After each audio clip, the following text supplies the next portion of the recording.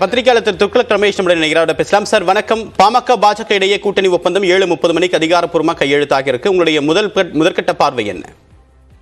நிச்சயமாக இது தமிழகத்தில் பாரதிய ஜனதா தலைமையிலான கூட்டணி வலுவான கூட்டணியாக திகழ்வதற்கு இது உதவும். பாட்டாளி மக்கள் கட்சியுடன் கூட்டணியை எப்படியாவது ஏற்படுத்திவிட வேண்டும் என்று முயற்சித்துக் கொண்டிருந்த அதிமுகவுக்கு இது ஒரு பெரும் பின்னடைவாக அமையும்.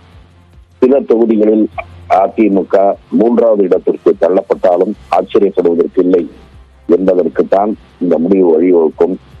தமிழகத்தில் தொடர்ந்து பிரதமர் மோடி அவர்கள் மேற்கொண்டு வருகிற பிரச்சாரம், அதற்கு முன்னேற்பாடாக திரு அண்ணாமலை அவர்கள் தமிழகத்தின் 234 சட்டமன்ற தொகுதிகளையும் கவர் செய்கிற வகையில் மேற்கொண்ட நடைபயணம், இதையெல்லாம் சேர்ந்து தமிழகத்தில் பாரதிய ஜனதாவுக்கு எழுச்சியூட்டக்கூடிய வகையில் அமைந்திருக்கிறது. பாரதிய ஜனதா கட்சியினுடைய வாக்கு வங்கி இந்த தேர்தலில் கணிசமாக உயர்ந்திருக்கிறது என்பது வெளிப்படும்.